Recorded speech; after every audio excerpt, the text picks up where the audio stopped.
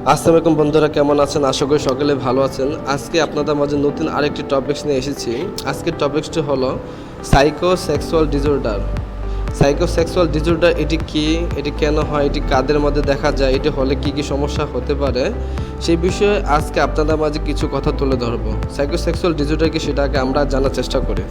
Psychosexual disorder হচ্ছে একটি যৌন সমস্যা বা শরীর বৃত্তিয়া না হয়ে মনস্তান্ত্রিক হয়, বা আপনি যদি যৌন উত্তেজনা বা যৌন তৃপ্তি অনুভব করতে সমস্যা অনুভব করেন, তখন আপনার মানসিক অবস্থা হতে পারে, যাকে সাইকোসেক্সুয়াল ডিসঅর্ডার বলে।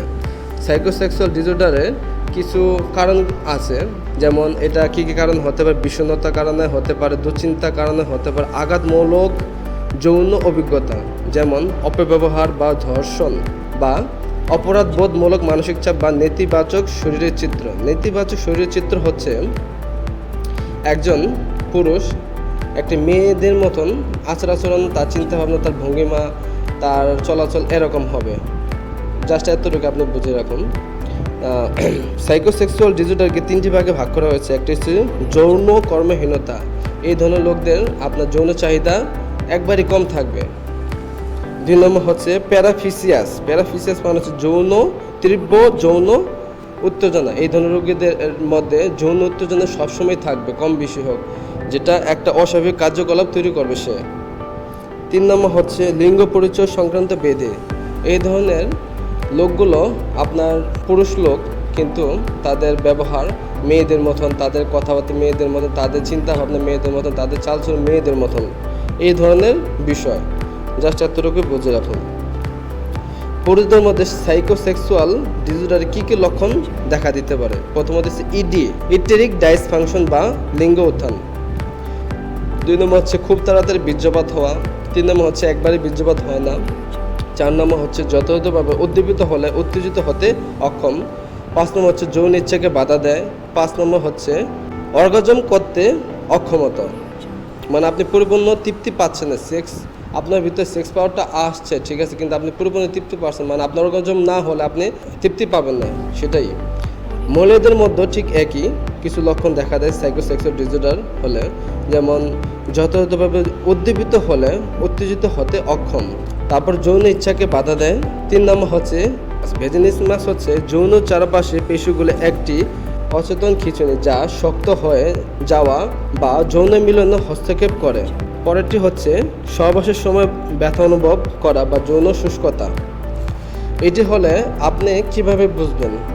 যখন আপনার মধ্যে এই ধরনের প্রবণতাগুলো দেখা দেবে, তখন আপনাকে একজন চিকিৎসকের শরণাপন্ন হতে হবে। তখন আপনার বিষয়গুলো আপনি তার কাছে যখন উপস্থাপন করবেন, তখন আপনার অবস্থান অনুযায়ী সে আপনাকে কিছু পরীক্ষা নিরীক্ষা, কিছু এক্সামিনেশন করবে। সেটা দেখে কজ খুঁজে আপনাকে আপনার এই সমস্যার সমাধান করবে। যদি আপনার ইলেকট্রিক ডাইসফাংশন থাকে, সেটার সমাধান আছে। আপনার আপনার কোনো সমস্যা থাকে, সেটার একটা বিষয় আছে। আপনার চিন্তা ভাবনা যদি একটা সমস্যা থাকে, সেটার একটা বিষয় আছে। তারপর হরমোনের যদি কোনো বিষয় থাকে, সেটার একটা বিষয় আছে। বা আপনার কনজেনিটাল যদি জন্মগতভাবে, সেটার একটাও বিষয় আছে। সেগুলো আপনাকে একজন চিকিৎসক আপনার সমস্যাগুলো বের করে আপনার মাধ্যমে কিছু কথা সে শুনে সে এটা ডায়াগনোসিস করবে। সাইকোসেক্সুয়ালে কিছু আদার্স ট্রিটমেন্ট আছে। এর মধ্যে কিছু ড্রাগ আছে, যেমন অ্যান্টি অ্যাংজাইটি বা অ্যান্টি ডিপ্রেশন টাইপের ড্রাগ আপনাকে ব্যবহার করা লাগতে পারে। তারপরে কিছু থেরাপি আছে, সেই থেরাপিগুলো আপনাকে ব্যবহার করতে হবে। আপনার যদি সাইকোসেক্সুয়াল ডিসঅর্ডারের সমস্যা দেখা দেয়, তখন আপনাকে একজন মানসিক রোগের ডাক্তার দেখাতে হবে, যে আপনার এই বিষয়টাকে আপনার থেকে নিয়ে একটা পজিটিভ জিনিস আপনার মাঝে উপস্থাপন করবে। যেমন সেক্স থেরাপি আপনাকে দিবে, বিহেভ থেরাপি আপনাকে দিবে, ম্যারেজ লাইফ বিষয়ে আপনাকে কিছু পরামর্শ দেবে, পার্সোনাল আরও কিছু বিষয় আছে যেগুলো আপনার করতে হবে এক্সট্রাভাবে। সেই বিষয়গুলো আপনাকে ওই চিকিৎসক আপনাকে বুঝিয়ে দেবে। তবে একটা বিষয়, এই ধরনের সমস্যা কম বেশি আমাদের মধ্যে দেখা যায়। এগুলো আপনার ভিতরে না রেখে এটি একজন আপনার নিজস্ব মানুষের সাথে আপনি এই জিনিসটাকে ডিসকাশন করে আপনি এটা একটা সমস্যার সমাধান আনতে পারেন। কারণ এই ধরনের জিনিসগুলো কিন্তু পরবর্তীতে আপনার ক্ষতি বয়ে আনবে। সুতরাং সময় থাকতে আপনার অবস্থান আপনাকে বুঝতে হবে। এটি লজ্জার কিছু নেই, এটা আপনাকে নিজ থেকে বুঝতে হবে।